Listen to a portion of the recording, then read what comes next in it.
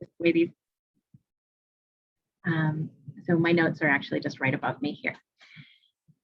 So, so we will be recording this session, and the recording has started. And that's so that we can share this on the website for all of you to be able to go back to at a later date, or to be able to share with other interested parties over time. So we will send an email to everybody to let you know when the recording and any other materials are available. It shouldn't be too long, but just stay tuned and look out for that email from us. All participants will be muted for the duration of this session, and we will not be taking questions by voice, so we will not be using the hands up function either for this session.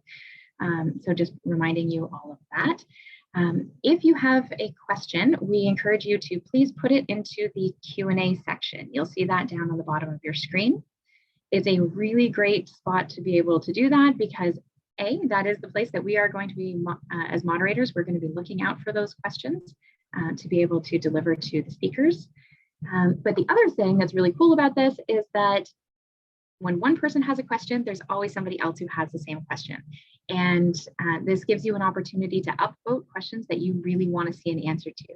When you upvote something, that means it goes to the top of the list, so it is more likely to get answered.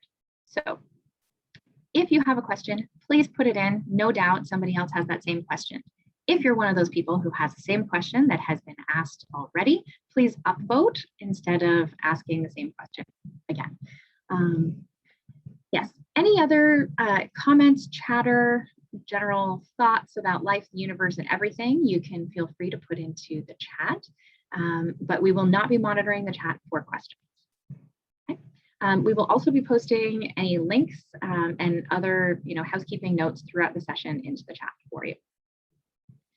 So in the next couple of days, in addition to seeing the recording from this, you'll also get a survey and we will kindly ask you to fill it out. This is something that we collect after every session that helps us continue to tailor what we're offering and make sure that we are providing you with the best content that we possibly can.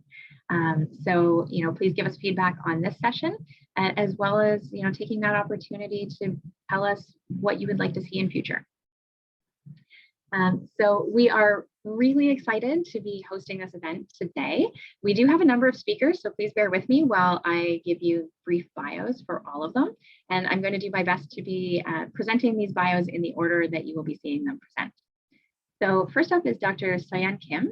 She is a research scientist at the Waypoint Research Institute and Waypoint Center for Mental Health Care. She's also an assistant clinical professor at McMaster University in the Department of Psychiatry and Behavioral Neurosciences. Dr. Kim is interested in how social processes relate to adolescent mental health and uses psychiatric epidemiological methods and approaches. She aims to contribute to research evidence that has a direct impact on developing new policies, practices, and programs to reduce mental health problems and improve the overall well-being of healthcare workers and youth. So next up will be Megan Kirkchang, who is a clinician scientist specializing in health psychology, PTSD, neurophysiology, and the neuroscience of mindfulness and yoga in trauma and recovery. She has done her dissertation work in evaluating an online CBT and yoga mindfulness intervention for adults who are diagnosed with PTSD.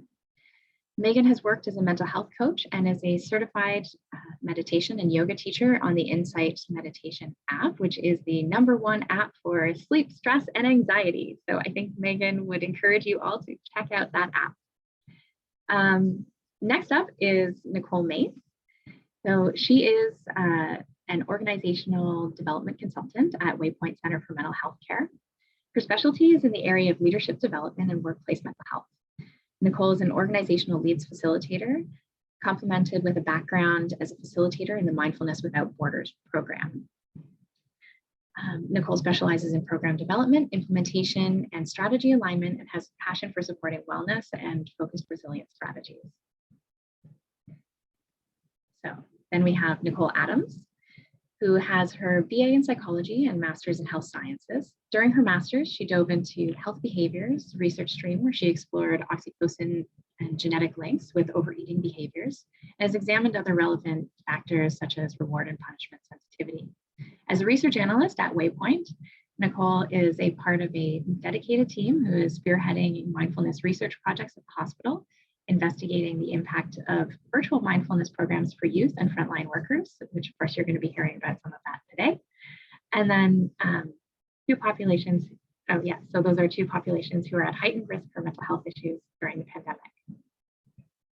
And finally, last but not least, is Dr. Sarah Hunter, who has provided in her bio, very gratefully, her pronouns, which are she, her.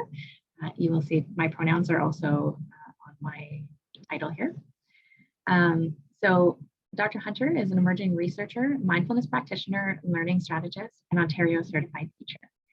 He researches and teaches at Georgian College and at Lakehead University in their Faculty of Education and Graduate Studies, and supports Mindfulness Without Borders as the head of their program research and innovation. Her work in the classroom and in student affairs has instilled the importance of supporting social and emotional development and on building ecosystems that disrupt systems of power and nurture well-being.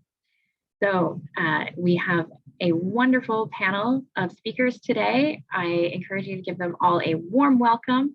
And I will turn it over to Dr. Kim to introduce today's topic.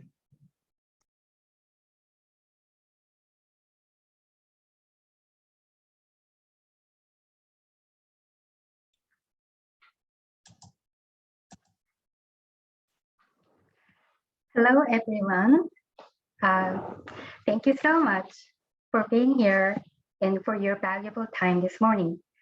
So today at Waypoint Talk, we'll be presenting you our recent study titled Online Skill-Based Mindfulness Program to Mitigate Frontline Healthcare Workers Burnout During COVID-19.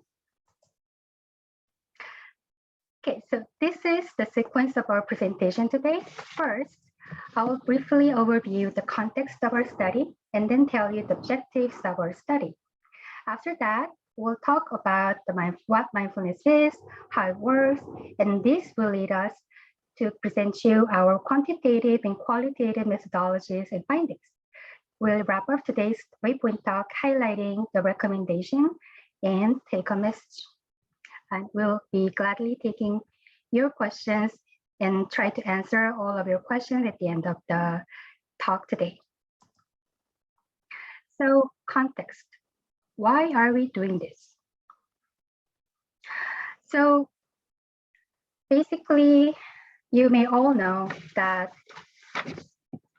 in our previous Waypoint Talk, Drs. Nathan Kalla and Jacqueline Limoges explained the impact of COVID-19 pandemic on healthcare providers' well-being and professional practice. For those who attended the previous Waypoint Talk may remember that healthcare workers are at high risk of burnout and that COVID-19 pandemic heightened the risk. Burnout faced by healthcare workers compromise their capacity to provide care, thus endangering the stability and quality of patient care. With COVID-19 rendering in-person delivery impossible, Waypoint has enacted a 4-week online version of mindfulness program for all healthcare workers across North Central Muskoka area through our frontline wellness program. So mindfulness program embodies acceptance-based practices and promotes empathy and resiliency that may help reduce burnout. However, its efficacy must be examined thoroughly and shared with stakeholders to guide future institutional efforts to mitigate burnout. I'd like to give special thanks to all those involved in Frontline Wellness Program for going one extra step to provide care to healthcare workers in our community during these difficult times. And also thank you for all those participants who kindly completed the surveys and participated in our interviews. Okay, so in this study, we used mixed methodological approach to capture both quantitative and qualitative information to optimally understand the efficacy of mindfulness program on burnout. So with the surveys, we wanted to find out the efficacy of 4-week online mindfulness program mitigating the burnout, and also the association between empathy, resiliency, and burnout. And lastly, we wanted to understand if these effects can be sustained after 4 weeks of program completion. Through the semi-structured interviews, we explored the facilitator and participant experience to unearth the insider perspective and use this insider perspective to revision curricular and instructional approaches.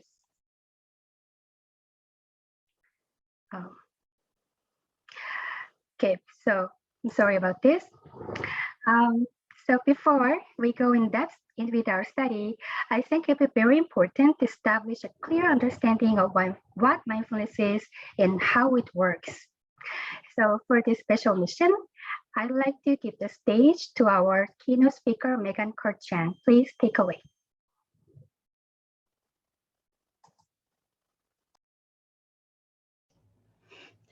Good morning, everybody, and welcome to this wonderful presentation by Waypoint Mental Health.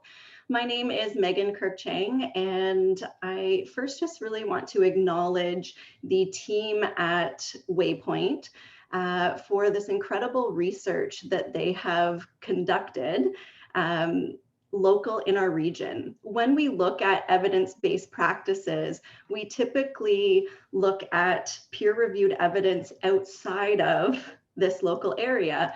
And so I'm just really honored, first and foremost, to be a part of this team, to support this team, and really support research happening here at home. So it's my pleasure to present a short keynote address entitled "For One More Breath," looking at the importance of brief mindfulness for stress, burnout, and PTSD. So just a brief agenda. I'm going to define and debunk mindfulness for us a little bit. It is a buzzword that we see a lot of in the news and in the media. So I'm going to talk a little bit about what exactly it is and what it isn't.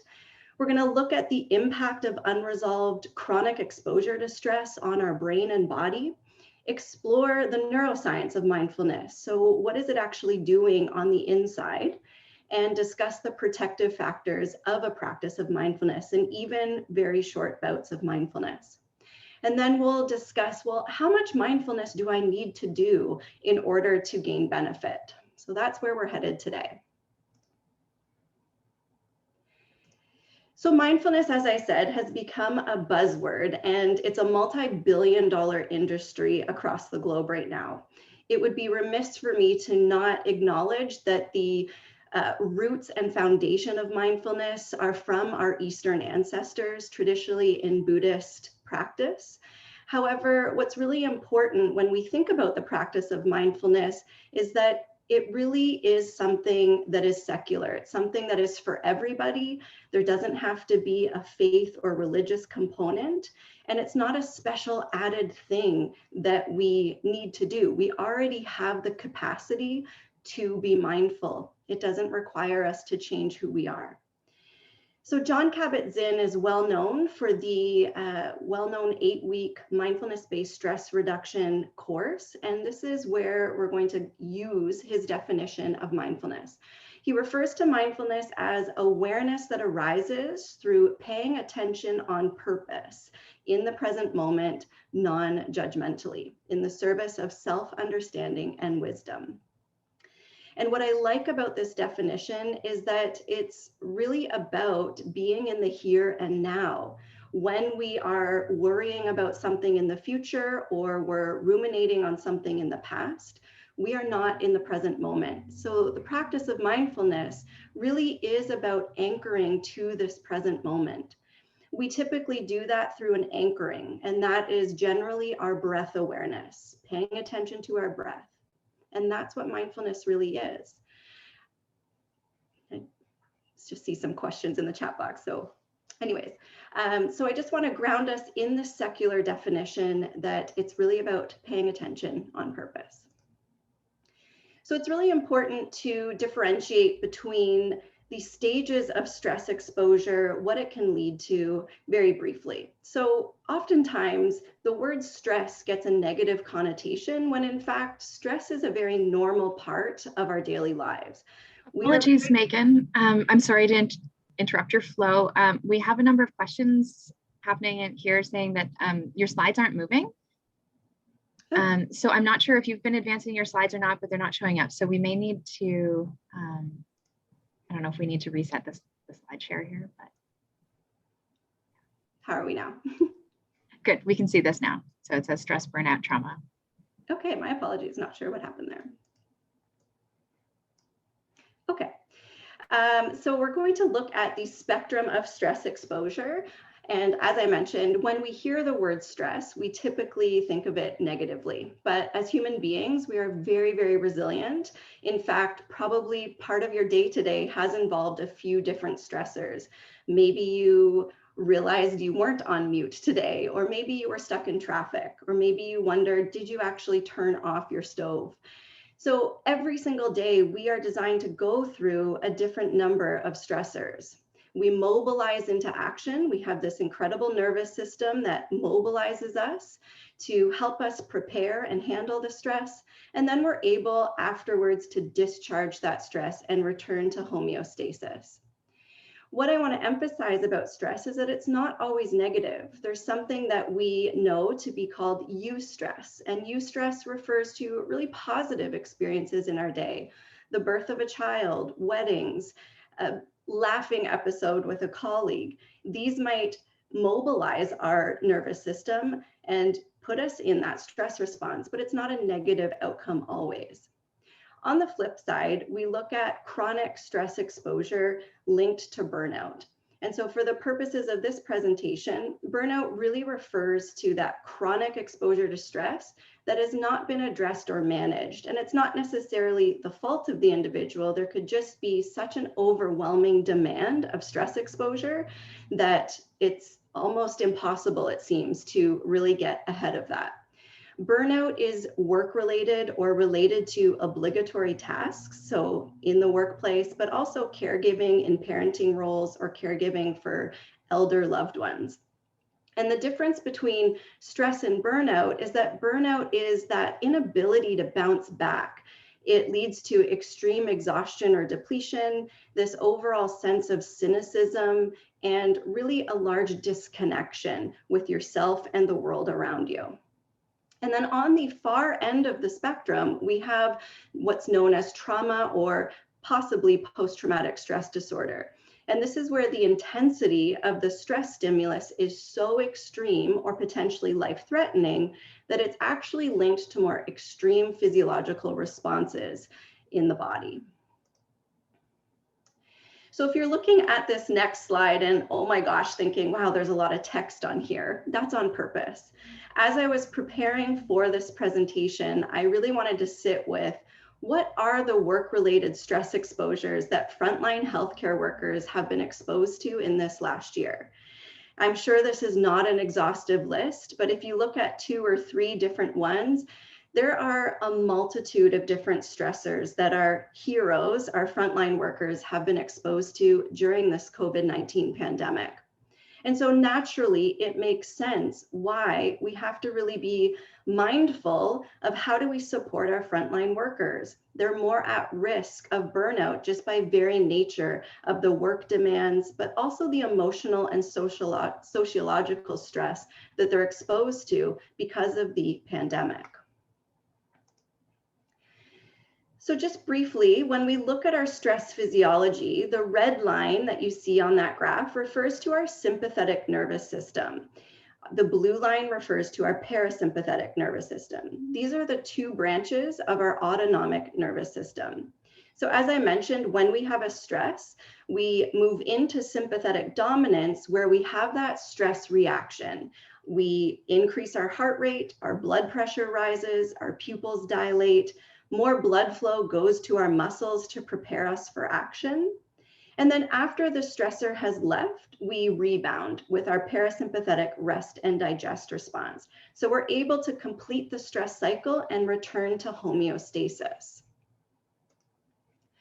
When it comes to chronic exposure of stress to our physiology, what isn't possible is this ability to complete that stress response cycle. So one of 2 things may happen.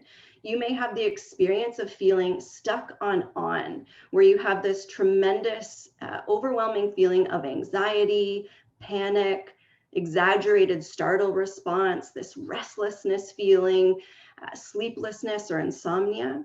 Or alternatively, you might have this experience of being stuck on off.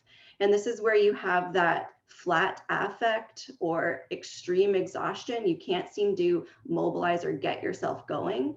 You might experience different stages and ranges of disconnection or dissociation, and chronic fatigue is very characteristic. So where burnout lies generally is in this bottom area, this stuck on off experience. A lot of people also report oscillating between the feeling of being stuck on and stuck on off. So it's a very confusing experience when we're not managing the chronic exposures of stress to our body. So I absolutely love knowing about how does stress actually impact areas of our brain, because certain areas of our brain are linked to our behavioral responses, linked to our sensory awareness, and our overall functioning in day-to-day life. So don't worry, there's not a test on this, but I wanted to go through a few key areas of extreme stress on the brain. So on the left side, you see a brain from the top down approach. The red area is the top part of the brain that sits just behind the forehead. This is known as our prefrontal cortex. And so this is the evolutionary part of the brain that's unique to human beings. The prefrontal cortex is how we can set goals for the future, how we can plan for retirement, how we can make decisions and work through complex problems. When we go through extreme stress on the brain, the prefrontal cortex actually deactivates and shrinks in size, potentially, depending on the exposure and the chronicity of the stress. That means that we become a bit more impulsive in our behaviors. We make irrational or reactive decisions. Another emerging area of the body, just behind the prefrontal cortex, very small area, is called the Broca's region. And the Broca's area is linked to our ability to put verbal language to our experience. When we experience extreme stress, the Broca's area actually deactivates as well. So this is why some individuals find it really difficult to engage in talk therapy. They can't seem to find the words to really explain what they're going through. And this is something that I'm going to explore a little bit further. Our limbic system, you've likely heard of our amygdala, our threat detection center. This part of the brain actually expands and grows when we are exposed to stress and keeps us on alert for potential threat and danger. But what's interesting about our brain is that it doesn't know the difference between a real or an imagined threat or danger.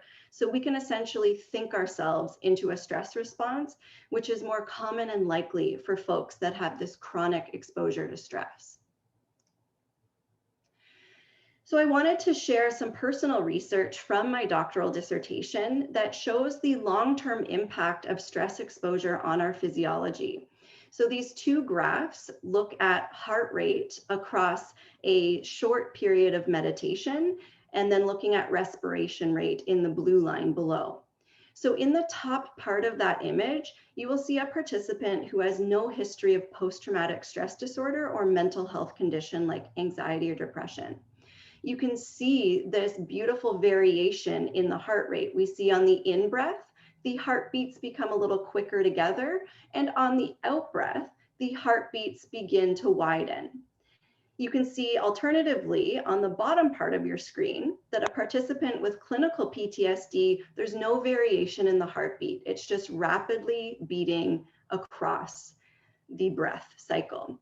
So what this is essentially showing is that an individual with long-term stress actually has an invariant heartbeat.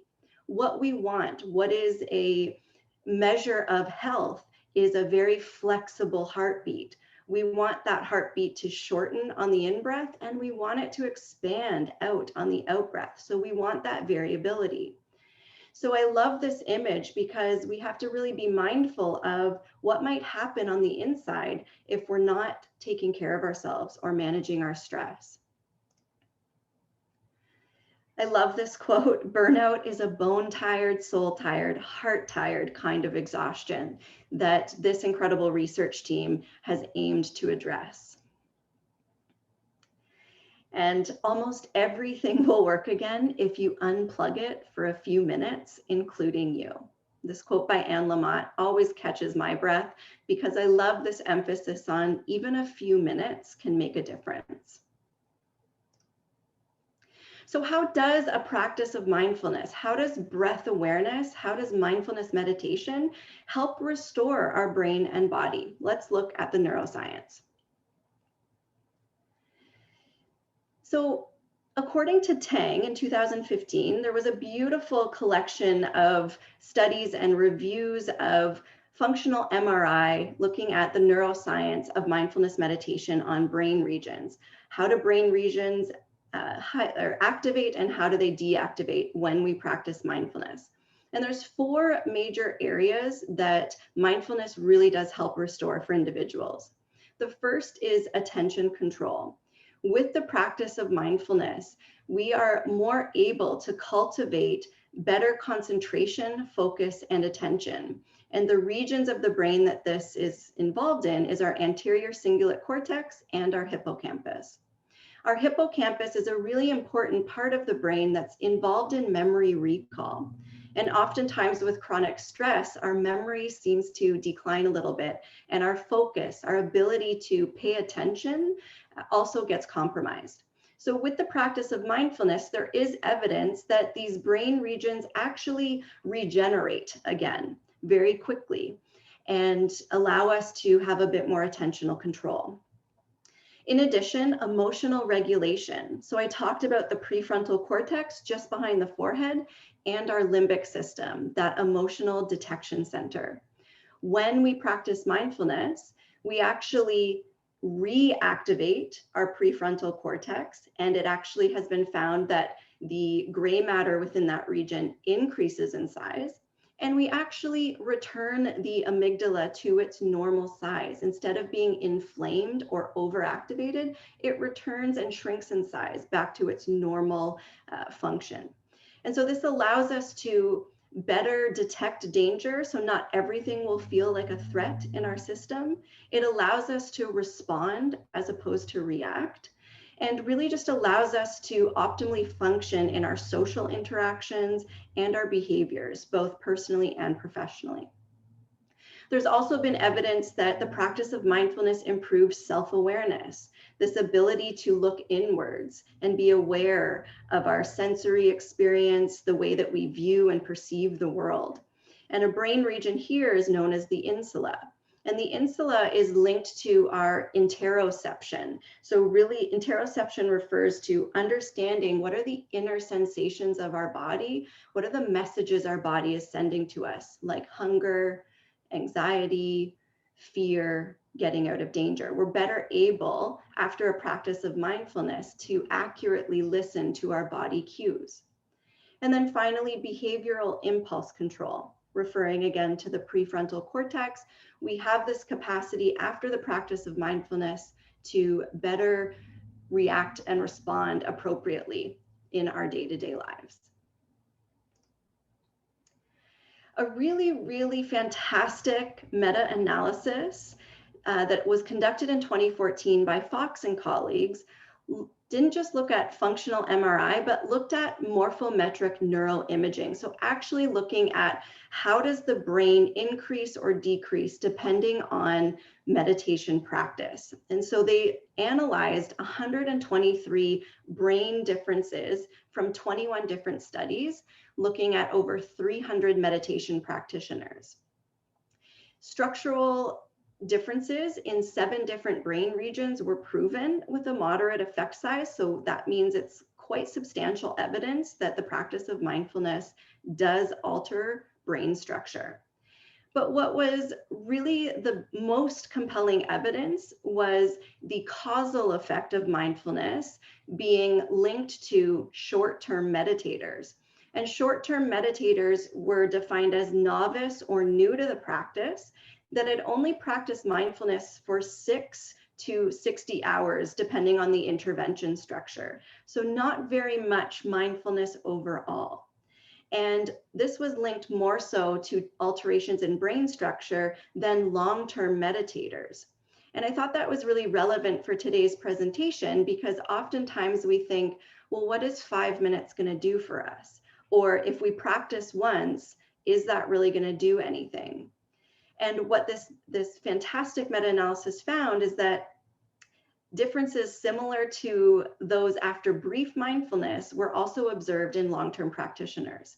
So it doesn't matter if you're new to the practice, you are creating change in your body awareness, your self-regulation, the communication between both hemispheres of the brain, just as much as a long-term practitioner that's practiced for 10 years or more. So this is really relevant for this presentation today. So one of the things that we look at in clinical-based research is how do we start to support individuals that are chronically exposed to stress? Top-down approaches are typically emphasized. These are cognitive-based therapy approaches that look at talk therapy with a trained clinician, working through reframing cognitive distortions or negative self-beliefs, journaling, or working through our thoughts. And these are absolutely wonderful practices. They're necessary and they're extremely important in the healing process for individuals with chronic stress or a potential mental health condition. What isn't examined as much, but still has such utility in supporting healing, are what's known as bottom-up approaches, where we look at sensing into the body, using the wisdom of our body to help bring a sense of safety and restoration to our nervous system and regions of our brain. And this refers to practices like mindfulness meditation, yoga, grounding practices like walking or getting into nature. And so what I'm proposing is really thinking about not sacrificing our top-down approaches, but how do we elevate our bottom-up approaches in clinical-based treatment? And this is what this research team has so successfully done. So the final question that always gets asked is, well, how much mindfulness do I need to do? I don't have an hour, or I don't have time to create a regular practice. This is very common, especially among frontline workers who are experiencing such high demands at the moment, and in general, outside of a pandemic. What is noted in the literature is that there is a dose-response relationship to a degree. So the more mindfulness you do, generally the more benefit you're going to see and the more alteration to your nervous system and your brain you will find. What's really, really important, instead of looking at duration, is looking at consistency and returning to the practice. No matter whether you got through 90 seconds that day or 2 breaths, or you ended up doing 30 minutes. What's important is returning to the practice, even when the practice was really difficult for you. You'll never hear me say that mindfulness is going to lead to instant bliss or calm. In fact, I usually say the opposite to folks. It will likely feel really uncomfortable. Sitting in mindfulness and focusing on our breath will make us become aware of our monkey mind, all the distractions. And sometimes that's really difficult to sit with, but it's what needs to be seen by you in that moment. What's been reported by Strohmeyer and colleagues is that longer durations of mindfulness may not be ideal for certain populations, such as those with PTSD or extreme levels of stress. What we know is that the mindfulness-based stress reduction program by Jon Kabat-Zinn is one of the most widely validated mindfulness-based interventions, and it's absolutely fantastic. But what's required in that program is an hour in person each week for 8 weeks, and then a recommendation of 40 minutes per day of self-guided practice, and then an 8-hour retreat at the end. For frontline workers, it's unrealistic to think that they would be able to dedicate this amount of time to this kind of practice. And so instead of thinking, well, if I can't do that, then what's the point? There's really emerging evidence that short bouts of mindfulness, 5 minutes even, produce changes in our neurophysiology and build that self-efficacy. So one of the mantras I want to leave you with is this idea of for one breath more than before. If all you were able to do in your day was focus on a single breath cycle, let that be enough for you. And then return back to the practice and see if you can do this for one more breath than previously. As was mentioned in the introduction, I do offer several content courses on Insight Timer, the world's #1 app for sleep anxiety and stress. And these are free offerings, so please feel free to download that app and enjoy. And I want to thank all of you for attending today, and especially supporting our local research team here in the incredible work that they were able to conduct in such a short period of time. And so it's my absolute pleasure to turn the presentation back to this research team to discuss their findings and discuss the incredible practice and intervention that they were able to implement. So thank you so much, everybody.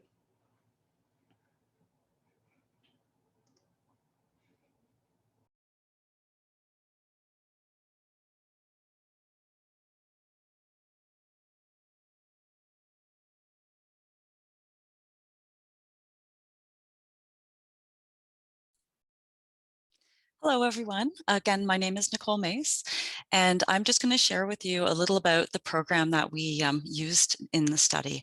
So first and foremost, thank you, Megan, for that, for kicking us off. That was just simply awesome.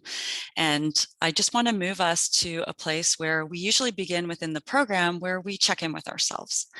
So right here in front of you is an emotions thermometer. And I'm just going to ask you to take a moment and just kind of reflect on where am I on this emotions thermometer and how am I doing today?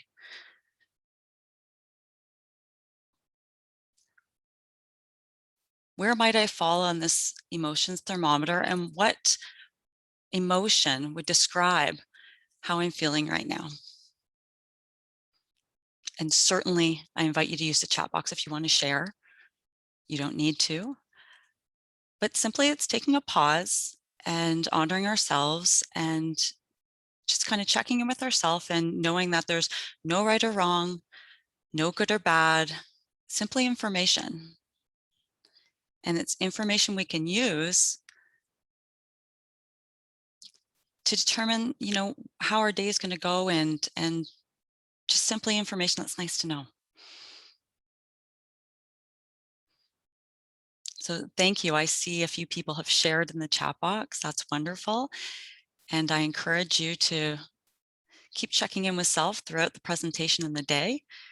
And what I'd like to do is practice a little mindfulness, as Megan has given us a rich amount of information about what mindfulness is. Sometimes taking a moment and just learning what it feels like to practice mindfulness helps to really take that definition of mindfulness that John Kabat-Zinn shared with us and make it real.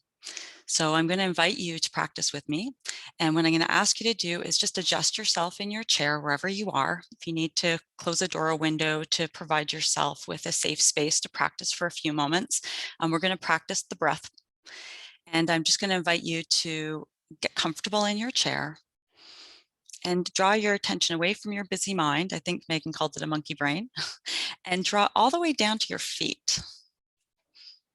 So really take a moment to honor yourself and find a comfortable position where you're not going to fall asleep in your chair, but rather just find a place where you can be present. And drawing your attention to your feet, notice how they connect with the floor. Maybe you'll notice the feeling of your socks or your shoes or your sandals, whatever you have on your feet. But really just draw your attention away from your mind and giving yourself the best chance to practice breath work. I'm going to ask you to rest your hands on your thighs. You can rest them face up or face down, whatever's comfortable, but rest them in a way that you can just relax your shoulders and drop them back. And if you feel safe, I'm going to invite you to close your eyes. And just gift yourself with a little bit of mindfulness. And if you'd like to keep your eyes open, maybe you feel a little sleepy or not comfortable closing them, just look for a reference point on the floor, or if there's a table in front of you, something that you can come back to if you get distracted. Okay, as you settle in, Starting at the hips, I want you to let your spine grow tall and noble, like the trunk of a tall tree rooted in the earth. And just take a moment and notice how your body feels. You may notice aches and pains. You may have a few more adjustments that you need to make, but just check in with your body and notice how it feels in this moment. I'm going to ask you to bring your attention to the flow of your breath.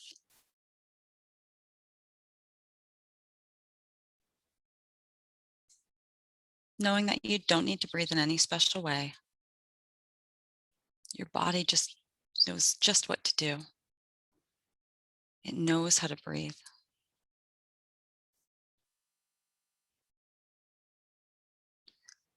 Simply notice each rich breath coming in the body in an in-breath and leaving the body in an out-breath.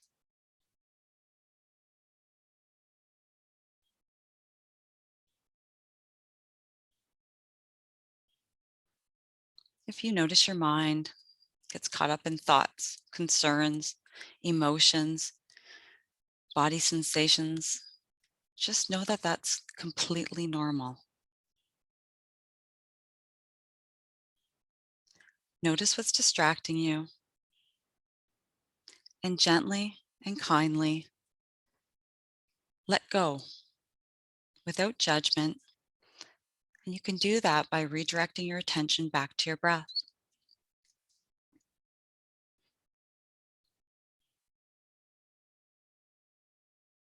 I want you to take 3 more breaths with me, allowing each breath in to be a new beginning and each out breath to be a letting go.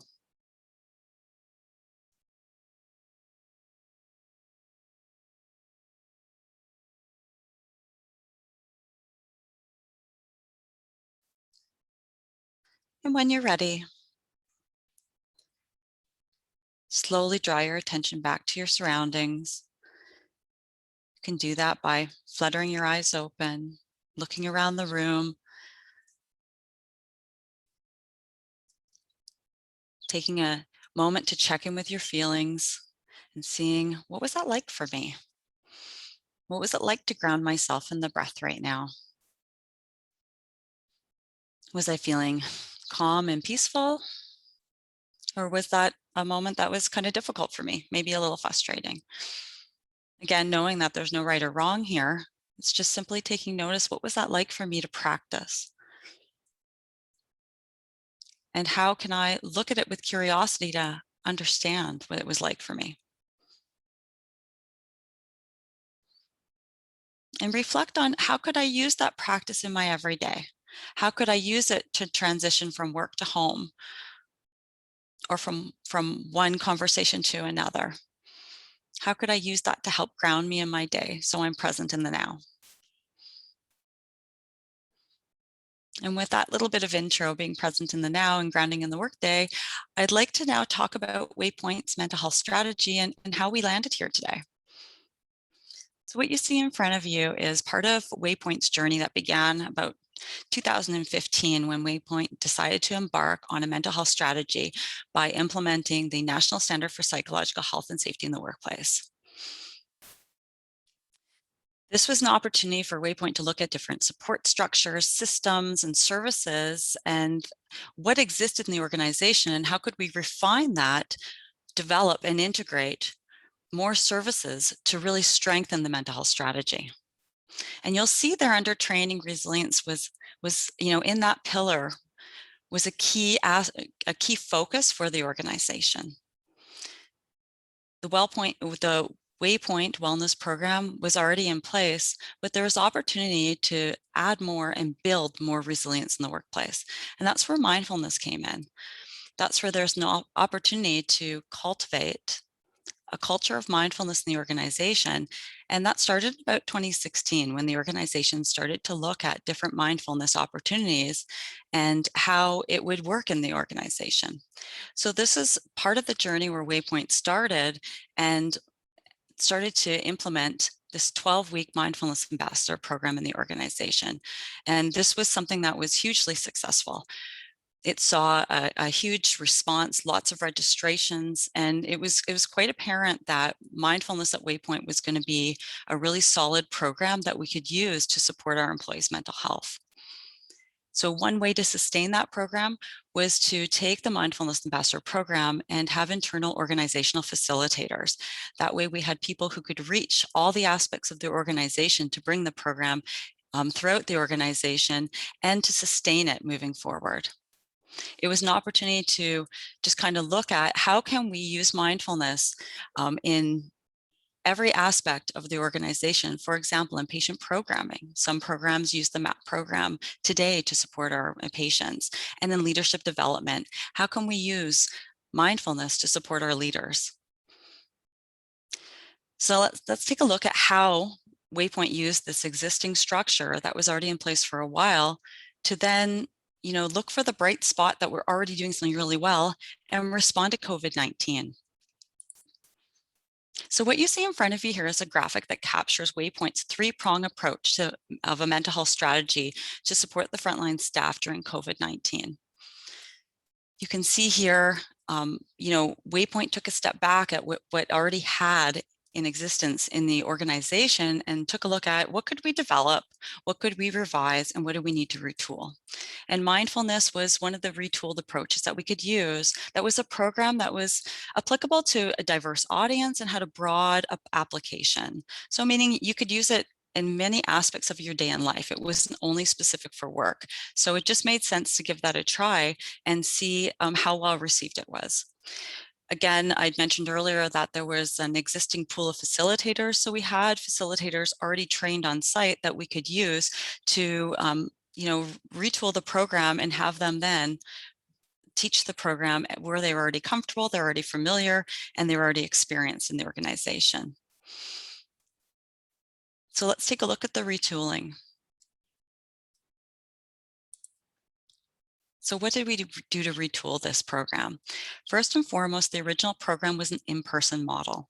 The in-person model consisted of a 12-week, 12-hour program that had, a lot of engagement. We took that and we condensed it. The face-to-face became a virtual model. It enabled us to reach out to far away staff who we could no longer see face-to-face. The 12 weeks became 4 weeks. So the practice shifted dramatically. They made it into a small bundle where people could commit in a time where commitment was a little tricky with the pandemic starting. The 1 hour was reduced to 30 minutes. So basically we took a 12-hour course and took it to a small dose of 2 hours to try to help our employees understand how they could use different skills in the area of mindfulness. The 2-hour course included emotional awareness and empathy work, the basic breath practice that we just did today, reflection, using different quotes, and each week included a longer practice. We cued our participants afterwards to commit to a self-care strategy, something that they could do when they walked away. So it might be a healthy eating. It could be related to practicing with another person, just simple ways that we could engage the participants to think about what could I do to keep caring for myself. And we always had a follow-up communication to the participants to link them to the valuable resources that were available and to reinforce the learnings in the program. So the goal of the 4-week program was to wrap participants in compassion and experiential learning. We wanted them to feel the mindfulness and take those 30 minutes and dedicate self-care practices and learning. We wanted them to have a space where they could arrive and have someone just simply care for them, wrap our arms around them and have them walk away with a few strategies that they're armed with that they could use moving forward. Some of the strategies and the skills that were taught were mindful listening, loving kindness, mindful movement. And that one was particularly helpful, especially if you recall the long lineups that we had, where people might feel extremely anxious in a lineup. And just by learning a practice of mindful movement, they might be able to deal with that emotion a little bit better and ground themselves in the now and allow for a little space for calm. Use the body scan. That might just help with those nights where, there was a higher stress and some support for sleep was needed. Basically, there was diversity of skills with the intention of having each learner kind of pluck what they needed and where they could use it. So the opportunity was to make that short 30 minutes a time that was a manageable commitment, that was meaningful in the now, and that was going to build up their confidence, have them feel the results in the moment so they were convicted, so to keep practicing. It was something that was manageable and for self. Being frontline staff or just being a caregiver, taking time for self to put that oxygen mask on for you so you can care for others is so, so deeply important. Now, the facilitators that supported the 4-week program were a mix. We had clinicians that were on units, and we had staff that were experienced in HR that participated in providing the program and still do today. And what was the outcome of the program and all this work? The outcome of the program and all this work was a sustainable program that we could use as an organization, one that we were able to share with the community, to share with other hospitals, and one that was just a simple tool where people were willing to commit and check in, that now gives us a long-term strategy to add to our existing strategy to support the mental health of our employees. This program is still running, and you can go to the Waypoint website to register if that's of interest to you.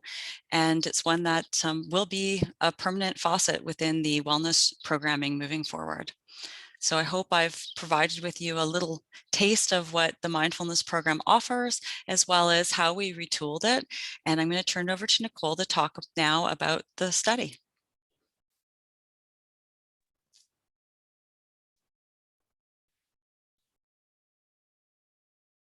Thank you, Nicole, for beautifully explaining the Mindfulness Ambassador Program and for sharing your amazing work and retooling it.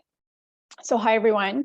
Again, my name is Nicole Adams, and I'm going to walk you through the quantitative methodology. So participants, as Nicole already explained, they were offered through Waypoint's Frontline Wellness Program to participate in a brief 4-week mindfulness program. So what happened was that when participants signed up to participate, they were then contacted by email from our research team asking if they would like to participate in the research project, where they were then given information outlining the study, the expectations, and it was explained that they would be asked to fill out some surveys with questions pertaining to their demographic information, and also questions that assess their resiliency, their empathy, and burnout. Once participants consented to partake in the study, they were asked to complete a total of 3 surveys at 3 different time points. So you can see here that they were asked to fill out a pre-survey, which was administered before they started the program, a post-survey, which was administered right after they completed the program, and the 3rd and final survey, which was the follow-up survey, was administered to participants 4 weeks after they completed the program. By doing this, it allowed for us to measure for any significant differences between the 3 time points, so the pre, post, and follow-up. So the post allowed us to observe for any differences between from the pre-survey. So was there a decrease in burnout? Was there an increase in resiliency? And the follow-up survey allowed for us to see if any of these effects were sustained. So on the next slide, what I'm going to do is now share the scales that we used in the study. So the scales we included in the surveys were demographic questionnaires.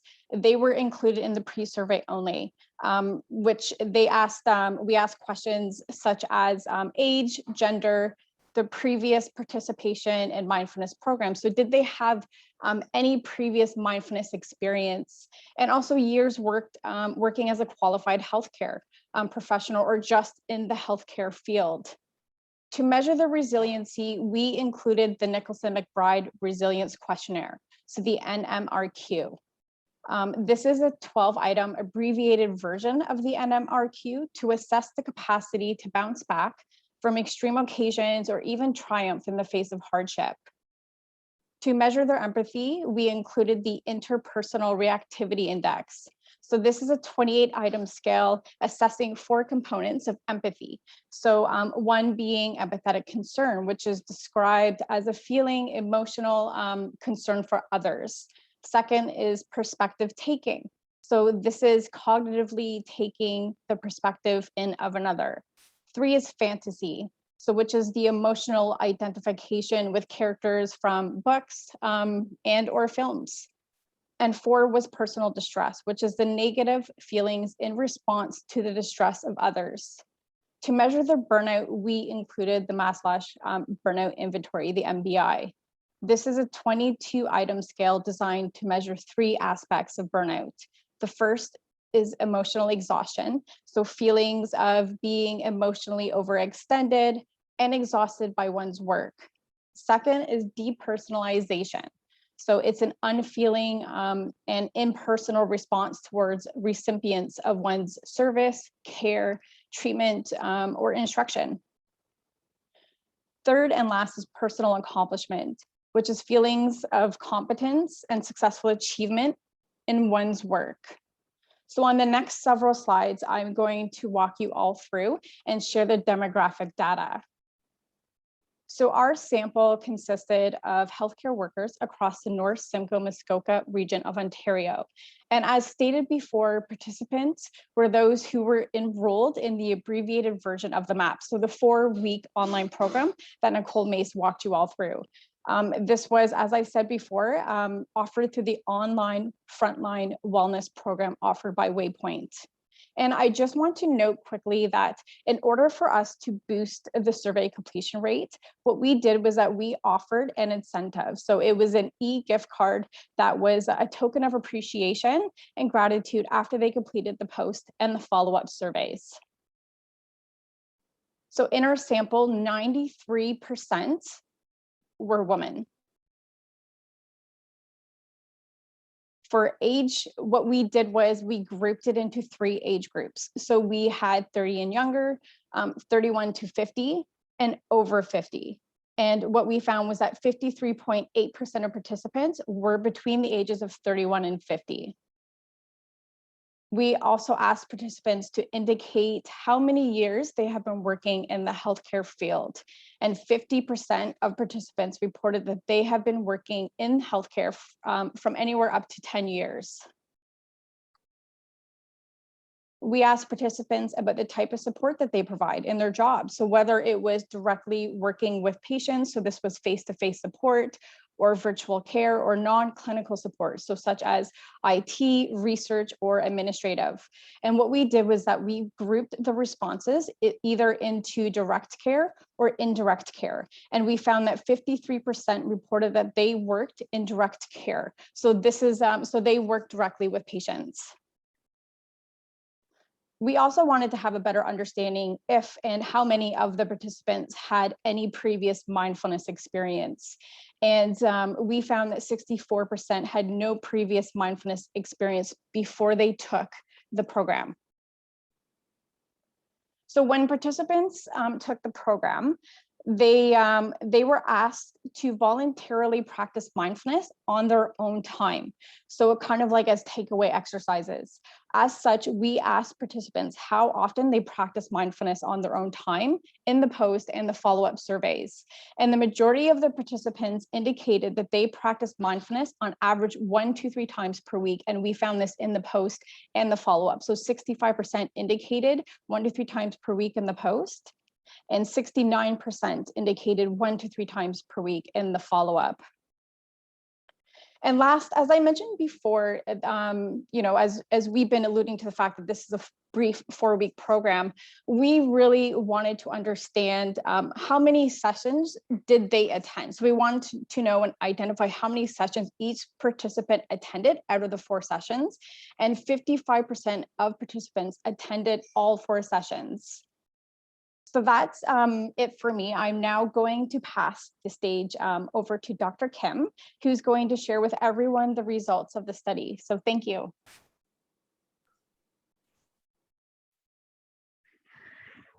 Hello again, everyone.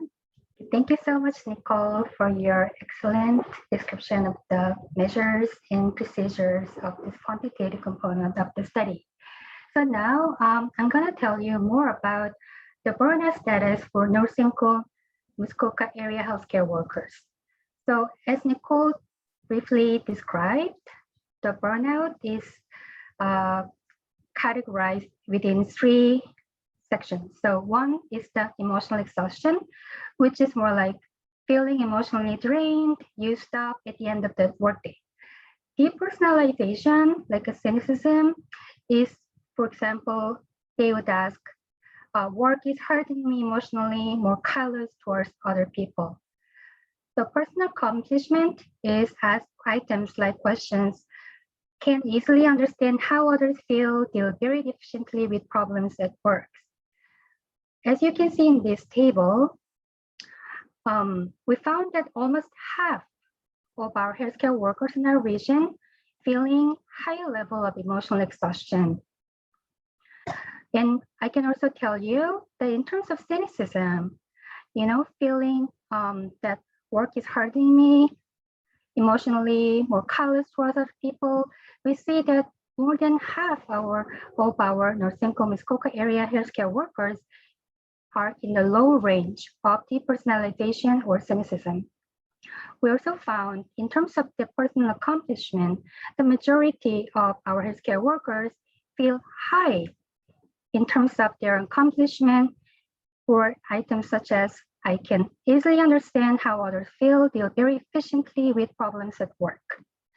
I think these findings kind of shows that although our healthcare workers in our region feel emotionally drained and exhausted during the pandemic, they are at the same time trying their best and feel accomplished in treating and helping others in our healthcare settings.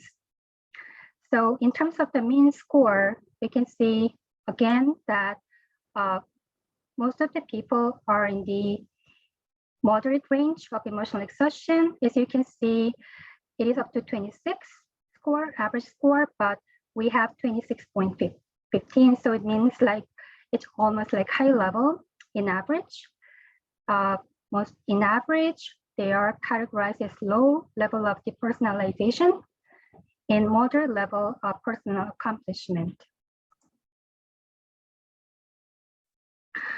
So here, I would like to let you know what we found in terms of the change over time. So to examine the time changes in burnout, I used a linear regression model estimated using the generalized least squares, using also the maximum likelihood approach. So as you have suspected, the time 1 is the baseline. So before they took the mindfulness program, time 2 is immediately after they took the mindfulness program, and time 3 is after 4 weeks of completion of the program. As you can see here, so their emotional exhaustion dropped significantly after they took the program, and it was successfully maintained after 4 weeks of the completion of the program. And we see a very similar trend with the cynicism or depersonalization. So it significantly dropped in terms of the cynicism after immediately the program has ended, and it was successfully maintained in the follow-up. However, we didn't really see the similar trend with the professional efficacy or personal accomplishment. You may be tricked to believe that it actually increased after the completion of the program. However, this was not a significant finding. So as you can see, the changes are kind of minimum. And also the changes over time in the follow-up session was not also significant. However, you may remember that our healthcare workers in our region were quite high in terms of professional efficacy.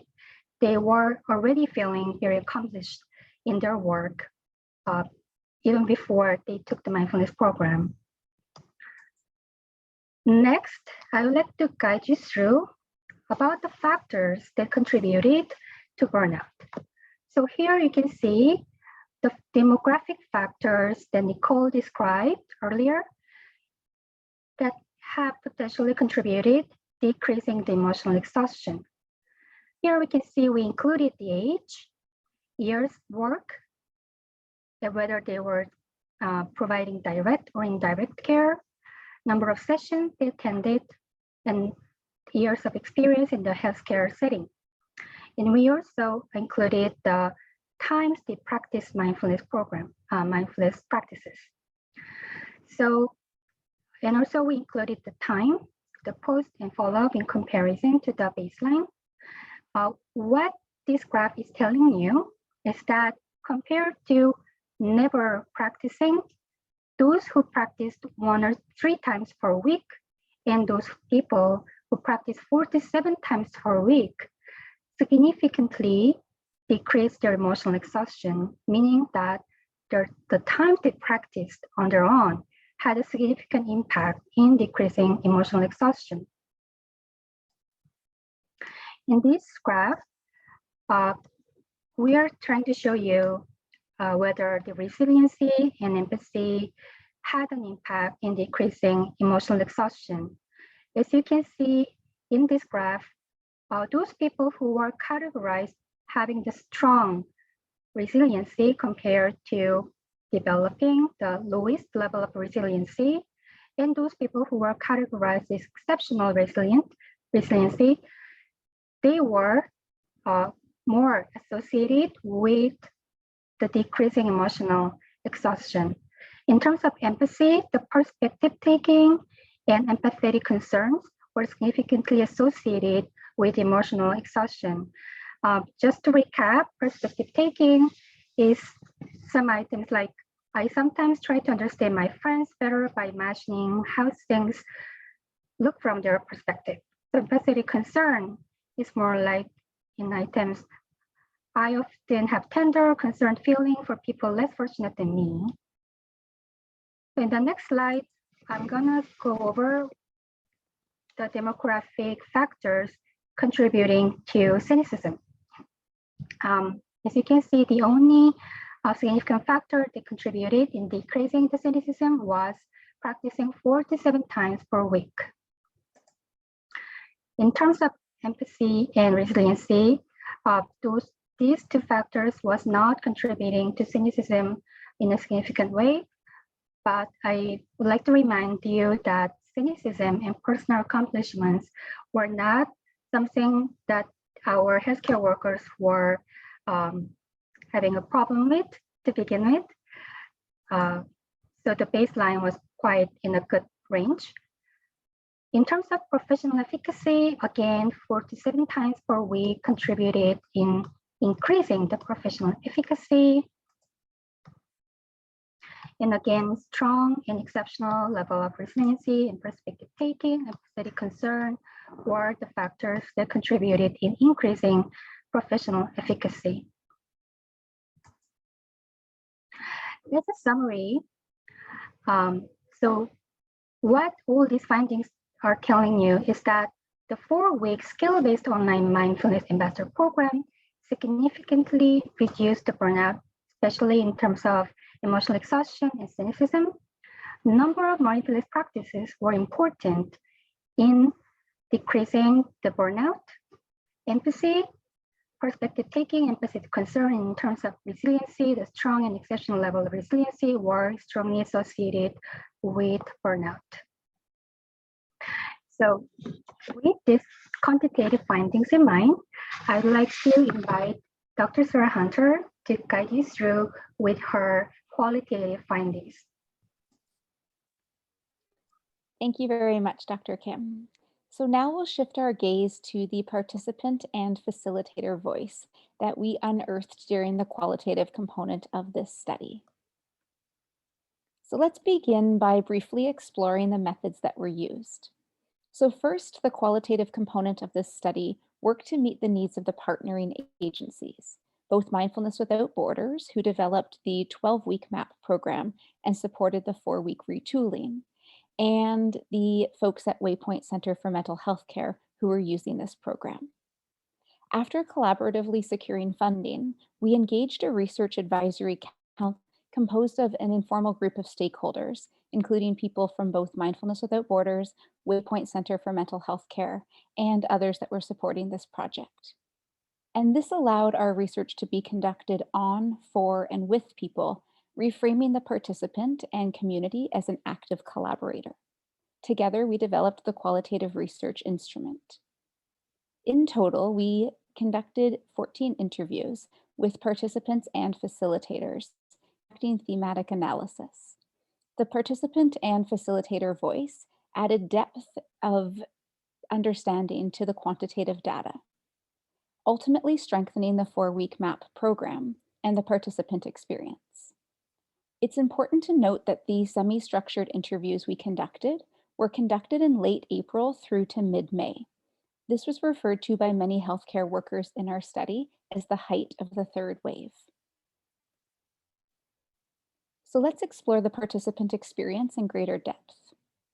Program participants described the effects of the pandemic on well-being, a continuum of prior experience with mindfulness, and varied motivations for attending the program, ranging from self-care to professional experience with mindfulness-based educational programs. Participants also revealed a range of positive experiences, accompanied by various challenges with developing a regular practice and integrating the strategies taught into their daily life. So I'll be spending the next few moments bringing to light the participant voice and sharing the themes that emerged. Exploring these voices is an important first step to guide program improvements. So now we'll explore some of the themes from the participant narrative in greater detail.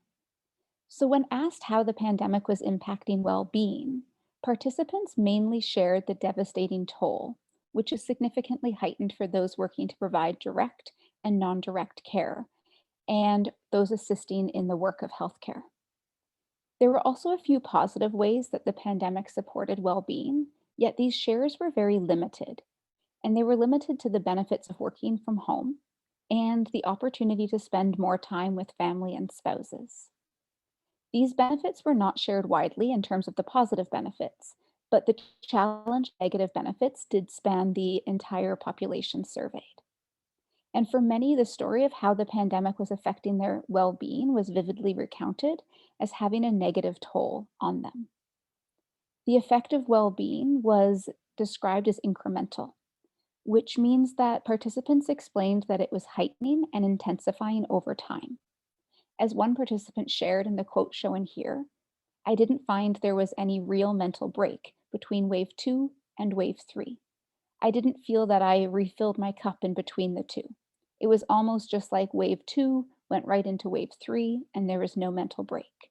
I know I'm feeling really tired." Further, workload increases, emotional exhaustion, isolation and disconnection, and the toll of the pandemic restrictions on the way in which they were able to provide care, and the supportive web of family and friends on patient well-being and even parenting were mentioned as stressors amid the pandemic, and the components composing the incremental effect on well-being was threaded throughout participant interviews. The courage to connect was a prominent theme as well. As one facilitator shared, "I think the other piece was that this was a place that you weren't admitting you were not well. You were going to mindfulness because you were caring for yourself." So woven throughout the interviews was this positive framing of the program as self-care and as something positive, as self-help, where both participants and facilitators noted the positive effect of caring for oneself over that deficit-based effect of getting help or being in need. So next, the positive experiences. The positive experiences shared really complemented and situated the positive effect of the program on both empathy and resiliency. Participants' experiences were mainly positive, yet were accompanied by a real-life challenge with practicing outside of the program. Participants, many of whom well-being programs in their various healthcare roles are part of what they enact, support, or recommend, many of them shared that the opportunity to be on the other side of a mental health care program was really well appreciated. Some even shared that they often refer or recommend mindfulness and they're aware of the psychological benefits, but that participating in the program was a gift they gave themselves to experience the same benefits or to better understand the practice that they so often recommended. As one participant shared, the practice of mindfulness can be something that, even with practitioner understanding of the practice, can feel really difficult to do. And as such, negative self talk for not practicing can ensue.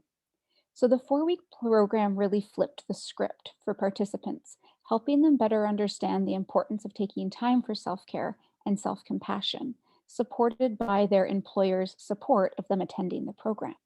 So, in their words, it solidified the fact that, I'm worth it, in that I need to focus on taking care of myself rather than always focused on taking care of others. Participants also emphasized that the program helped them to establish a routine and dedicate time to practice. For some, they attended simply to be in the presence of skilled facilitators, or as one participant shared, to be around mindful people. So one of the key pillars of the 12-week Mindfulness Ambassador program through which the program was developed is community. So the program is built on the tenet of learning from and with the wisdom that's in the room, whereby through dialogue, participants will arrive at new ways of understanding and being. As such, it was an important element of the retooled short condensed program for us to explore if there was still the same sense of community when the program had less time for space for conversation. So many participants here revealed they did feel a sense of contact and a sense of collective experience, described by some as community. However, experiences differed between participants here. So some described feeling connected to the facilitator, others felt a sense of connection just by knowing that they were attending to their needs alongside other health workers who were doing the same. Many shared, though, that this wasn't an important element in their experience. Rather, they shared that the synchronous time of being together and committed, guided by an expert, was the essence of the program that most attended to their needs. So being live with somebody behind the camera, delivering the program for them synchronously. So perhaps what participants were describing here was the opportunity to connect to self rather than other, and perhaps the community was best described by people who were holding space. So the challenges and lingering effects. Participants shared both the challenges with practice and the lingering effects of the program. In essence here, what participants shared is that they were challenged to carve out time to practice, with the exception of those who had an established daily practice before the program began. For some, the program reinvigorated their daily practice, but for many, they shared that they didn't practice daily, which is one of the findings from the quantitative research that shows the increased effect of the program. So these same participants, though, shared the ways that they were integrating these practices into their daily lives. Simply put, there might be a bit of an imposter effect here. So participants didn't identify as practicing, yet threaded throughout their shares and throughout their interviews were these different ways that they were seeking to live their life with greater presence, or ways that they were integrating these strategies into their daily life. For example, one participant who shared that they didn't have a dedicated practice shared the following quote: "Because the body scan, just made me relax better. And sometimes I still do that when I come home from work, when I told you that I still feel like I'm in overdrive. I try to just go from the top of my head to the bottom of my toes." So this same participant didn't identify as having an established practice, yet shared this way and other ways of how they were applying the very skills taught within the program at high stress points in their life, both at work and at home. Many participants here shared the demands of time and the reality of the pandemic as barriers to practice. It's important to note that some participants described the practices as very effortful in this challenging time. However, all participants, including those who described their practice as effortful, shared the ways in which they're carving out time to be present, or as Megan shared earlier, how they're returning to practice. So whether it be taking a deep breath with their children, pausing for moments of gratitude, slowing down, or taking a few moments to ground in their car before their shift or on their lunch break. So the desire here from participants in terms of the challenges and the lingering effects was a call for more resources. So sharing how supportive follow-up tools could really help them apply these practices in their daily lives. So although our time here today is brief, I wanted to spend some time sharing one of the most prominent themes that emerged from the facilitator data. So when we sat down and talked to facilitators, and this prominent theme perhaps is captured best by this quote: "Who else can say I get to be able to facilitate mindfulness and do things that are like strength-based and stuff? I love what I do." There was a very palpable relationship between being a facilitator and employee engagement. Individuals facilitating the program very passionately shared the role of the program on their own well-being and the ways in which the program engages them as employees in healthcare. Many of them shared the way in which facilitating this program is part of the most favorite part of their job. For many, being a facilitator supported their own practice. It held them accountable for taking care of their well-being, and it provided them an opportunity to practice while facilitating. For some, the program inspires them to better consider how well-being can be attended to in the people they provide care for or the folks that they're facilitating for. And many described it as a perk of an otherwise demanding role. So the facilitators in this study shared many suggestions for curricular and instructional improvements, many of which complemented the participants' experience. So the following suggestions are but a few that relate to the findings shared today, including providing lengthier options for those who want to take a deeper dive into the practice while maintaining the shorter program to meet the demands of time and to serve as an introduction. There was also a preference on where to attend, and it was split. Many participants shared the benefits of being able to attend these programs at work during work time, and others really shared a gratitude for being able to practice on their own time at home at 7 p.m. perhaps, where they could be in comfortable clothes in a comfortable space and put their pager and cell device away. Another thing that emerged here was facilitators needing administrative support, whether that be more resources, aiding in program delivery with co-facilitation opportunities, and professional development and continued encouragement. Lastly, there was an echo call to develop more robust takeaways to support participants with their continued practice. And this came from both participants and facilitators. Now, in summary, the qualitative findings. The qualitative component of this study really gave us an opportunity to give voice to the ways in which brief programs can support well-being. A connection here between the positive framing of this program as self-care conceptualized why participants were drawn to attending. And their shared challenges with carving out time for practice were balanced with the many ways in which they are integrating the practice into daily life. Lastly, the suggested improvements were noted, and an important next step will involve the research team working with the collaborators at Mindfulness Without Borders and at Waypoint Center for Mental Health and those using the program elsewhere to better understand the findings and to make meaning of the noted curricular and instructional improvements in hopes and in efforts to enhance the program's impact collaboratively. In terms of recommendations and next steps from both the quantitative and qualitative study. So even with the continuing ongoing stressor that COVID-19 presents, the online Mindfulness Ambassador program helped to teach and develop skills that helped alleviate burnout symptoms, such as emotional exhaustion and developing resiliency. The quantitative effects and the participant and facilitator experience shared here today suggest that the program should continue, that it should be expanded, and that the offering of more robust and lengthier sessions should be supported. The participant and facilitator voice should be used to guide curricular and instructional revisions to this program and like or similar programs. The lens of program improvement to better scaffold the development of skills and the sustained practice to mitigate the barriers and challenges with practice should be further considered to support attendees of the program to apply these skills in daily life. So next, we learned that resiliency, empathy, and the skills to combat feelings of stress and burnout are really important to develop early in someone's career. And this is complemented by the fact that many participants shared, if they had a familiar or established practice, how useful that practice was when COVID-19 began. So perhaps when people are experiencing symptoms of burnout, it might be difficult to muster up the energy that's needed to enroll and participate in a wellness program. However, we also saw that the positive framing of this program supported that adoption.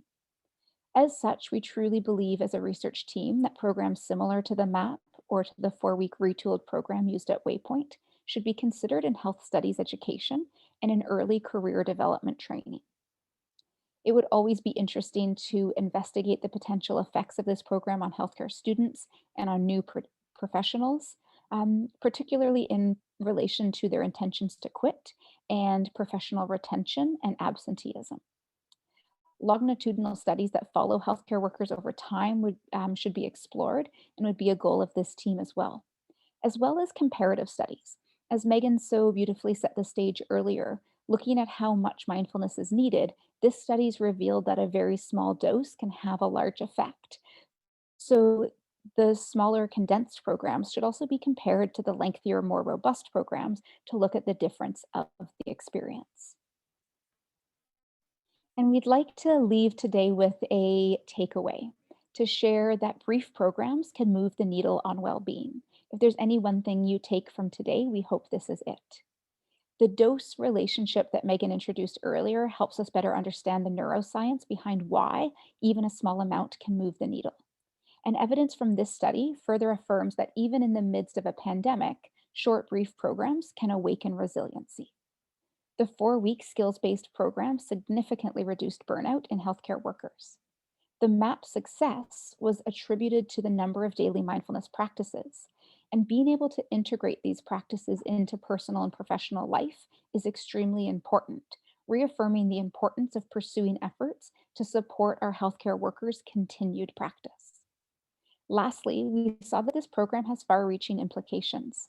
It amps up employee engagement, which is an exciting finding, and it offers a model where harder to reach populations such as healthcare workers who are working shift work or in hard to reach areas, or for populations in remote areas and those who don't have the time to commit to more intensive programs.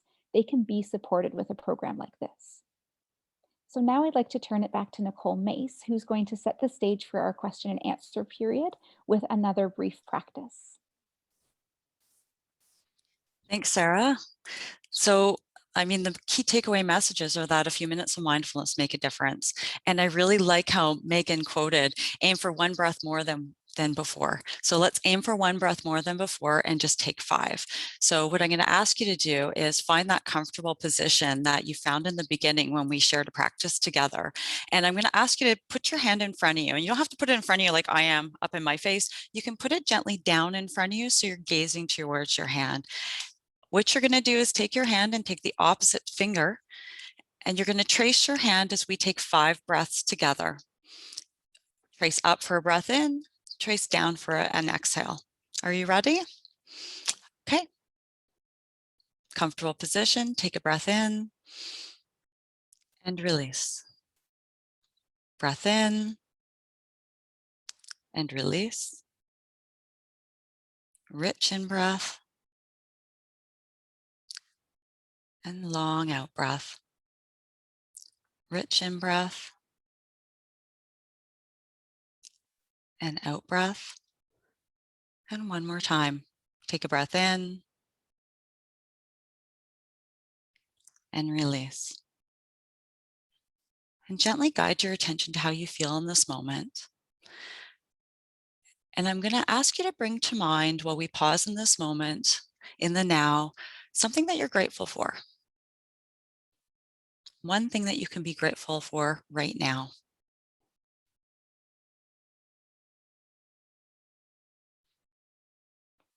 I'm grateful that we have accomplished 5 minutes to support our brains in the last hour and a half of this presentation. So thank you for that. Give yourself a pat on the back.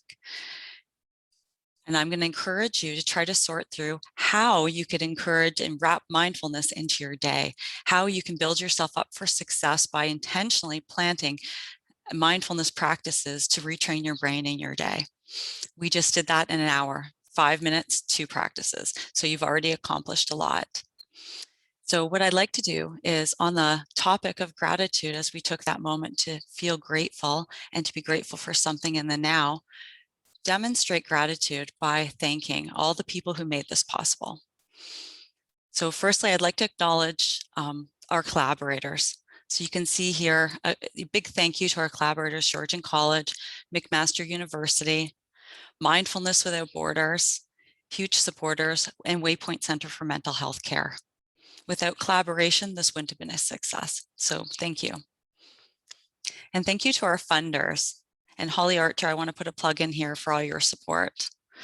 Thank you to the Mental Health Resource Project, the National Sciences and Engineering Research Council of Canada, TD Ready Commitment, and Social Science and Humanitarian Research Council of Canada.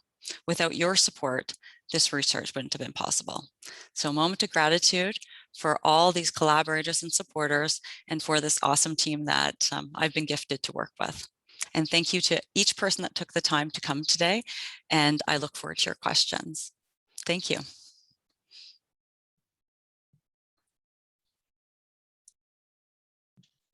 All right, thank you.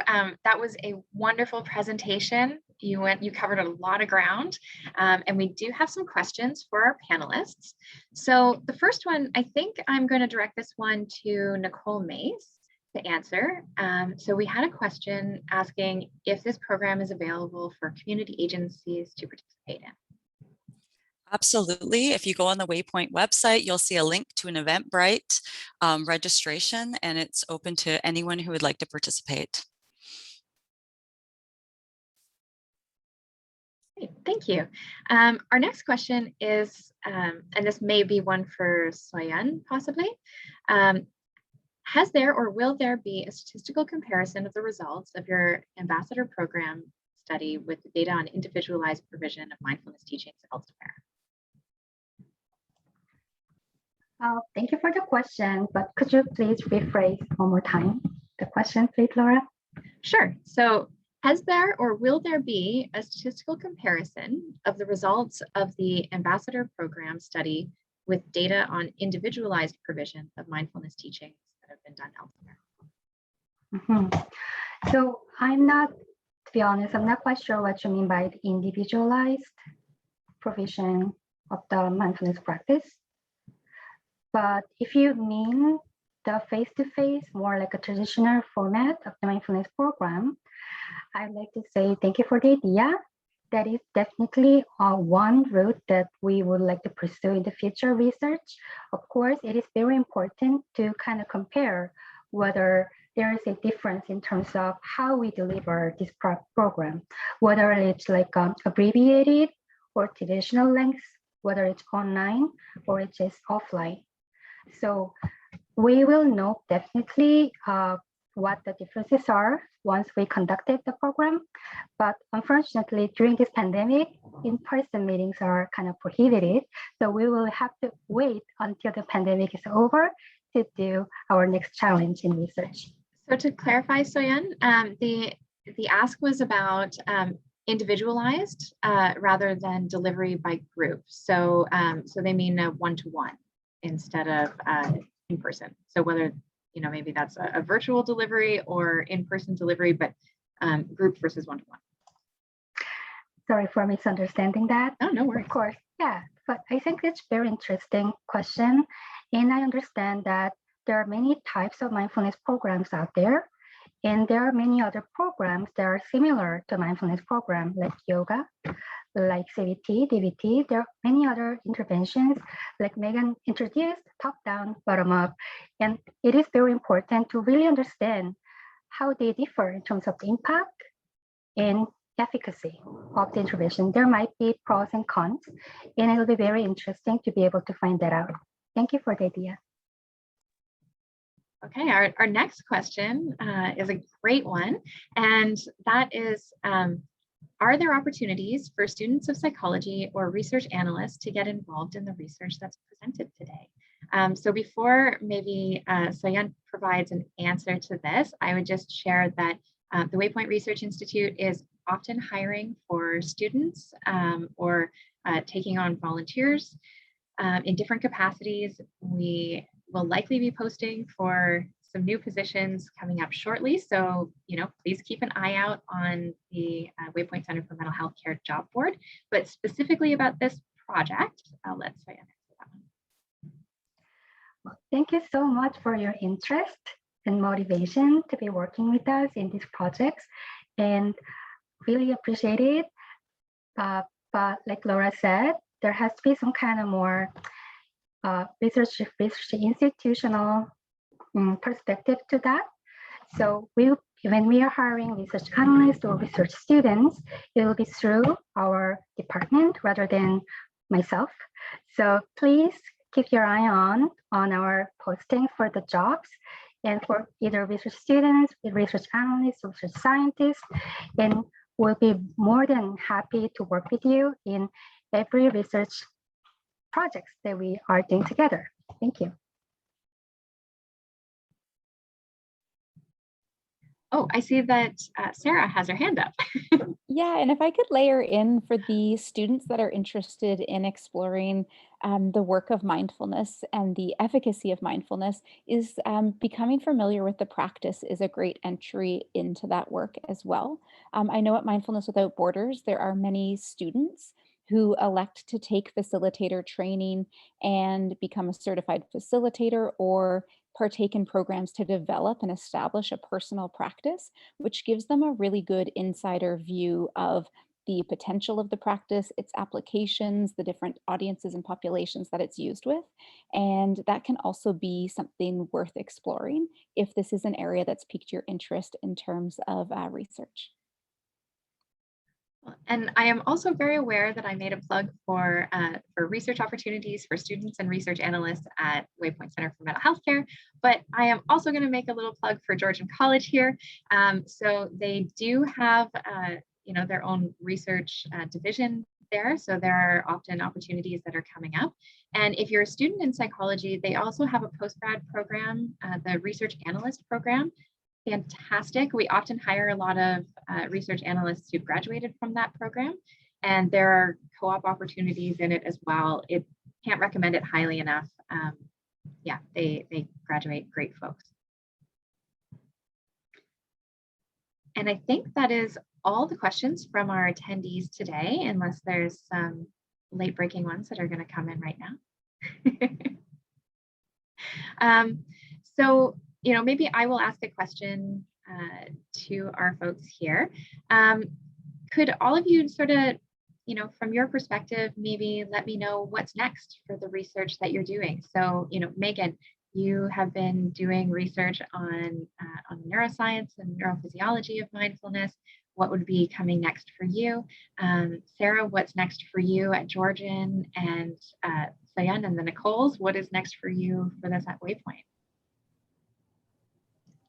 Thank you so much for the question. Actually, you made my heart drop a little bit because the next step for me in 19 days is to defend my doctoral dissertation. So that is basically the entire focus of the next 2.5 weeks for myself. And I have some pretty incredible opportunities to interview for some postdoctoral positions and tenure track positions. So I'm hopeful that what is meant to be will emerge through that.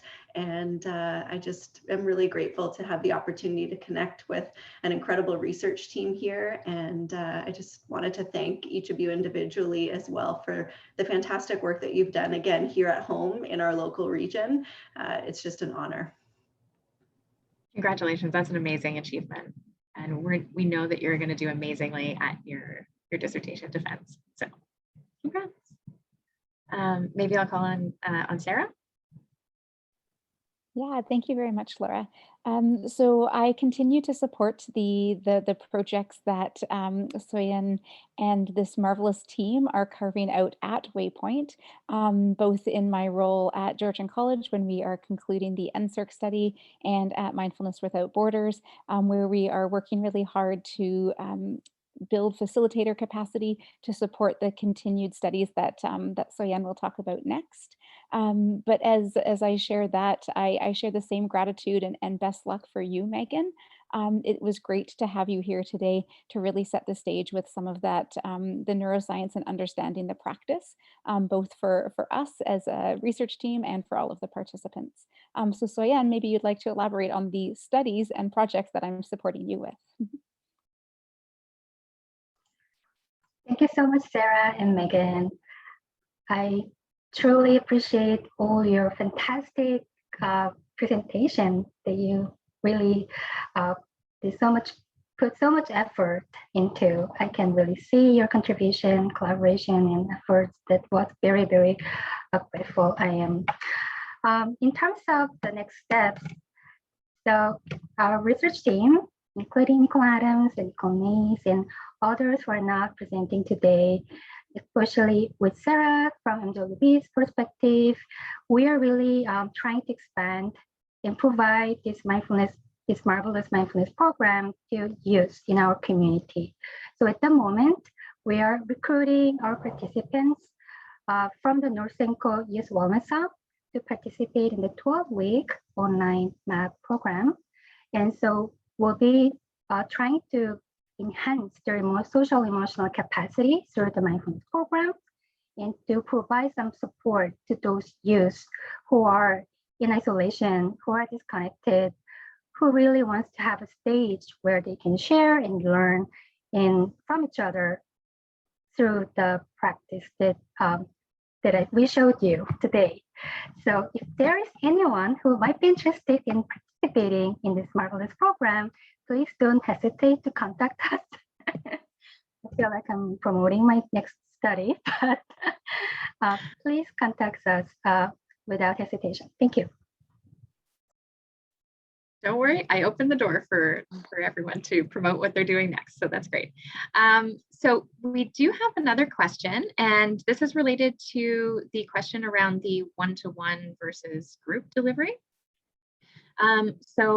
Our attendee who had asked that question originally said so this is a bit of a two-parter, so I will absolutely repeat if you need me to, but so they were wondering whether or not facilitation of learning a mindfulness practice as part of developing a mindfulness culture within an organization produces different results than when simply pursued by individual staff on their own. So I think that's a really interesting take on this. Like, you know, if there's an organizational strategy as opposed to sort of directing individuals to just kind of pick this up on their own time in their own way. And then the second part to that is that, you know, and this is reflecting back to the wide range of attendees that we have at this series. Not everybody is a researcher. So they're wondering, you know, whether or not that kind of comparison is even possible with the kinds of data that would be collected. So it's sort of a bit of a research teaching moment on that too.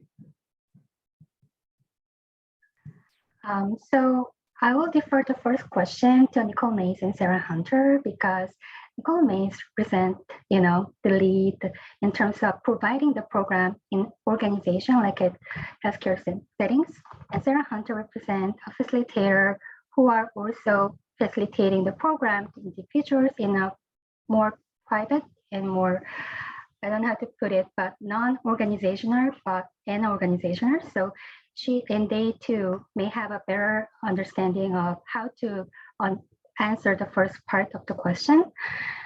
In terms of the second question, I think it is possible, and it is important to address that, because it's asking about whether a group therapy is comparative to the more individualized therapy, right? So is it better to have, you know, to be in a group when we're practicing mindfulness, or is it better when it's one-to-one, right? And it is, I believe it's feasible. We just have to recruit participants enough number to be able to compare the magnitude of the efficacy that we are aiming to research. But in terms of the comparison, I think it's more than feasible. It's just we need to recruit enough participants to be able to make the comparison. Okay, I'll hand it over to Nicole Mace and Sarah Hunter to address the first part of the question. Sure, thanks, Soyeon. So from my perspective, when you look, yes, you can go away as an individual and you can practice mindfulness, but when an organization is providing it, like Waypoint, it's demonstrating that one of the core values, caring. So that's one aspect that's really important that I wanted to highlight. And the other piece, which is really core to the MAP program, is that you're learning in a social group, you're learning and unlocking the wisdom in the room. And that's incredible. When we start to share our perspectives and we start to be able to listen to the perspectives of others, even when we don't agree, we really learn how to take that mindfulness practice and apply it to life. So that's just a little short answer. So I think you can do both, and they're two different experiences. And I know Sarah will have another perspective to add. So I'll pass it to you, Sarah. And maybe just before Sarah comments, just from my perspective, my understanding of the literature on burnout specifically is that organizational strategies to dealing with burnout among staff tend to be more effective than individual strategies. So I don't know if that's true from your reading of the literature, and and whether that might impact your answer. Yeah, I think that's a great point, Laura. And I would bring us back to the qualitative data that was unearthed in this study. And one of the participants described bumping in to mindfulness. And I thought that was a really interesting framing of the institutional strategy and them not needing to look for, identify a program, register for a program, use their own funds to attend a program. And then all of the participants shared an appreciation, gratitude, or connection to this being offered by their employer, or gratitude for the person who sent them the flyer, or the person that brought this to their attention. And one participant from another agency had received the email invitation from their manager and really spoke to this in the interview to say, like, to receive that invitation, whether or not I chose to attend, I knew that this was something that was supported, valued, and prioritized in my organization. And that alone felt like compassion and care, even before they attended the program. Another piece is when participants shared their desire to attend the program at home, it often was still linked to their employer's support. So they said, I want to attend at home because I can't turn my pager off in the middle of the day. So when my pager's going off and I'm in a mindfulness program, I'm distracted.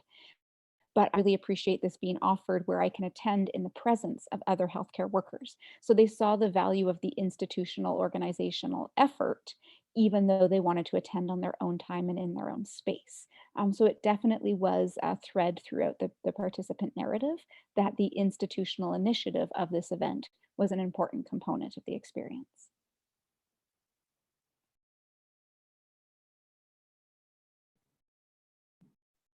Wonderful, thank you. So we have just a few minutes left, so I was wondering if there are any final comments that anyone wants to make.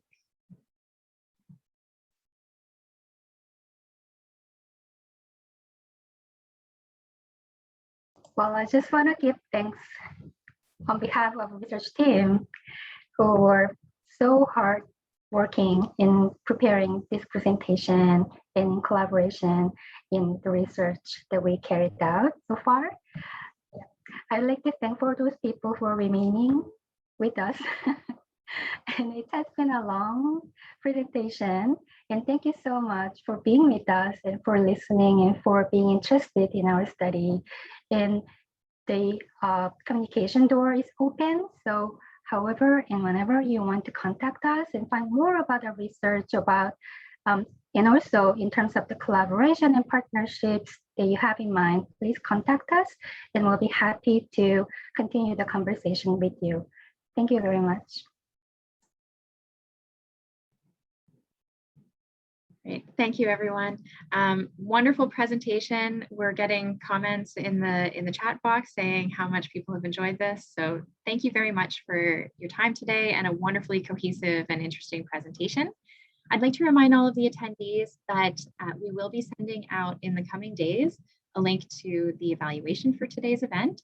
And that also includes a section for you to tell us what you want to see in future events. So please fill it out. And then we will also send out in that email a link to the video that you can rewatch, come back to this. You can share it with other people if you're so inclined. And yes, thank you, everybody. Check us out on Twitter, Facebook. I put the information in the chat box there if you'd like. And we hope to see you at our future events in the fall. Thank you, everyone.